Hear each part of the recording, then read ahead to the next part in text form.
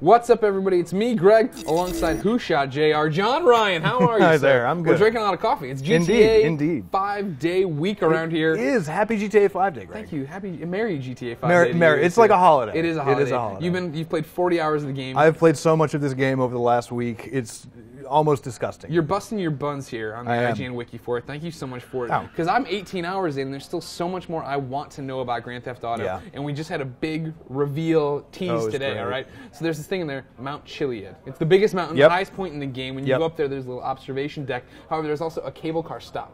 If you go down there, you find this crazy-ass cave You see it here. Basically, what you're seeing here is the mountain itself with what looks to be a UFO above it beaming down into some kind of dungeon, cavern, labyrinth here, that in one of them has a little UFO, and another a broken egg, and another what looks to be a jetpack, maybe the ability to fly. I would really love to see the jetpack from San Andreas come back. Me too, I mean, if that's, I'm not saying anything because I've yet to find anything that would indicate that that's a thing. But if it is, oh my God, This is what we're talking about, is that there's a secret here, and we don't know what it is. Could this just be a red herring from Rockstar? We don't know. Possibly. But here's what my prophecy is. We already know, spoilers if you haven't paid attention to anything GTA related, that there is a UFO mission in the game. You find this guy Omega, he tells you about these UFO crash parts, however there's 50 of them, you have to go around and collect them. If you get the special edition, there's a map that you get, and then you have to run a blacklight over it to find one of the locations for it. It's already on the IGN wiki, go there. Check it out. But I'm saying when you find all of these parts, you reassemble the UFO, and it somehow takes off, goes to Mount Chiliad, beams into it, and then unlocks this labyrinth dungeon. I think that would be really, really excellent. We touched on this, we were talking a little bit earlier. Wherein you can see, since we've got the 3 types, and there's a bunch of different other boxes as well. Other boxes with X's in them, I don't know what that means. You brought up the idea that because there's a bunch of different kinds of collectibles in the game, that it might be something linked to that. Exactly. You find all the UFO pieces, you find all of the toxic wastes, and I think there's like murder evidences and stuff like that you can find. You get those, and then it unlocks this huge, Easter eggy secret thing. I think that would be just excellent. Awesome.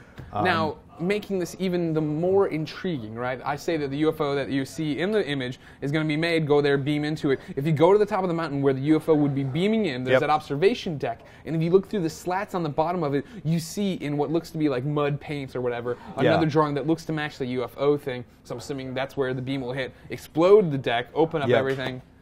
Good Lord, I think it'll be awesome. I'm super excited to find out what, if anything, it is. And honestly, see, that's the thing. I'm terrified that it's just a bunch of BS. Maybe it's nothing. Maybe it's paper crumpling BS. But you know what? Honestly, I would be okay with that because it gives me more to do. Right. Not just in the scope of my job, but I've played 35 hours of the game, and that's only been doing the main story missions and a couple of side quests here and there. But having 30 plus hours of just single player story content, there's still so much that I just want to go out and do, and even if this does end up being a red herring, it's just more fun to have in the world, because I'm sure while I'm on the quest to find more UFO parts, there's going to be tons of other stuff that happens that I'm going to want to get involved with. That's why I love GTA 5 so much so far, is that I go out on a mission and then there's all these little side things that start distracting me, and I start spiraling out and seeing what else the world has to offer. There was a really great one that I just stumbled upon. I was on my way to an airplane hangar to start a mission, and the blue dot shows up for a random event or whatever it is, and it's just this van. I'm like, oh, hey, that's kind of weird. So I get over and I get out of my car, and as soon as I got out of my car,